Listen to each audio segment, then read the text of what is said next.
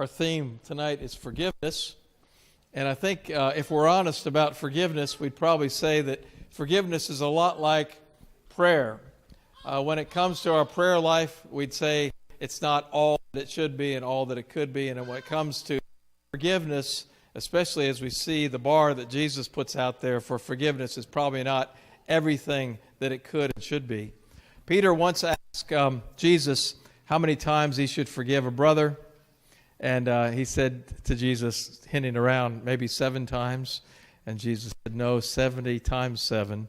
And he didn't expect Peter to do the math to say 490. But 7 is, in the Hebrew, was a number for completion. So it'd be like a child saying eternity times eternity. In other words, you just keep on forgiving over and over again. It's right after that Jesus tells a parable. And it's a marvelous parable about a king who forgives a huge debt, just like God does for us. The kingdom of God is like a king who decided to square accounts with his servants. As he got underway, one servant was brought before him who had to run up a debt of $100,000. He couldn't pay up, so the king ordered the man, along with his wife, children, and goods, to be auctioned off at the slave market. The poor wretch threw himself at the king's feet and begged, "Give me a chance and I'll pay it all back." Touched by his plea, the king let him go, erasing the debt. The servant was no sooner out of the room when he came upon one of his fellow servants who owed him $10. He seized him by the throat and demanded pay up now. The poor wretch threw himself down and begged, "Give me a chance and I'll pay it all back." But he wouldn't do it. He had him arrested and put in jail until the debt was paid. When the other servants saw this going on, they were outraged and brought a detailed report to the king. The king summoned the man and said, "You evil servant, I forgave you your entire debt when you begged me for mercy. You shouldn't be compelled to be merciful to your fellow servant who asked for mercy." The king was furious and put the screws to the man till he paid back the entire debt. And that's exactly what my Father in heaven is going to do to each one of you who doesn't forgive unconditionally anyone who asks for mercy. Now just a lighter version of the same parable.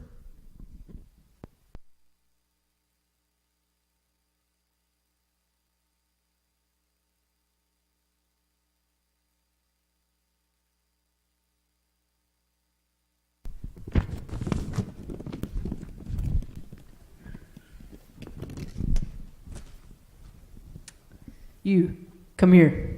Who, me, O king? Don't you and I have some unfinished business to discuss? You mean about that 10,000 talents I owe you? No, I mean about my chances for getting on American Idol. Of course I mean about that 10,000 talents you owe me. Now pay up or it's curtains for you.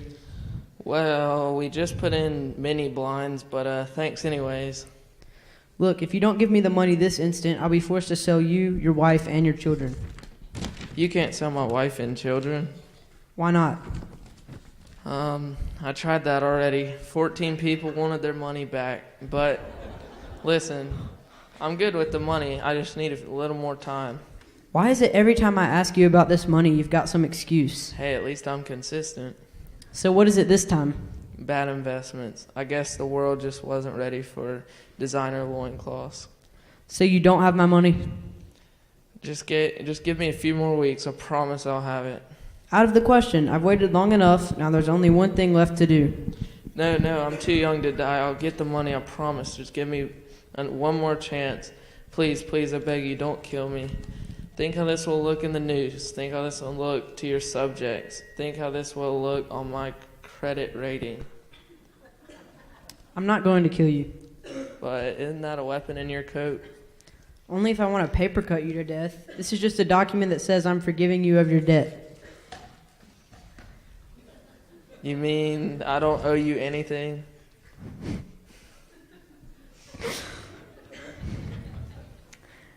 Oh, wait. Your slate has been wiped clean. Not even interest, but how can I ever thank you? By passing along this kindness to someone else. I can't believe this. My entire debt has been forgiven. This is good, too good to be. Hey, I've been looking for you. Who, me, sir? Quit your sniveling, you parasite. I've had it with you and your lame excuse. You know my good king just forgave me a huge debt and told me to pass along the kindness to someone else. But how can I do that when I got to worry about flakes like you who owe me a measly 100 pence? Now pay up. But, sir, I don't have the money right now. Just give me a few more weeks, please, sir. Then how does jail sound to you? I've got a wife and kids at home, sir. Hey, I'm not heartless. I'll let them know when visiting hours are. Oh, and one more thing. Who's your friend? He's no friend, O King, just a man who doesn't pay his debts. But don't worry, he's going to jail. Then I can concentrate on passing that kindness just like you talked about. Wait a minute, you're missing the point. I forgave you of your debt. Why don't you forgive this man his? That's the kindness I was talking about. Oh yeah, I knew that, and that's exactly why this man's coming to my house for dinner. But I thought you said I was going to jail. Hey, my wife's a little possessive, but I wouldn't call it jail. So you really intended to send this man to prison for his debt? That's a slight misunderstanding, that's all. Well, maybe you're right. Maybe jail is the answer. Then again, prison sentence might do him some good. Take the prisoner away. Yeah, take that prisoner away. Hey, wait a minute. Why are you taking me? You're being judged as you judged others. I am, then I want a retrial. Sorry, the verdict's already been handed down by you. Can't even appeal. Too late. But there's something I must be able to do. You could remember the next time you judge someone to go a little easier on them. Yeah, after all, the sentence you hand down could very well become your own.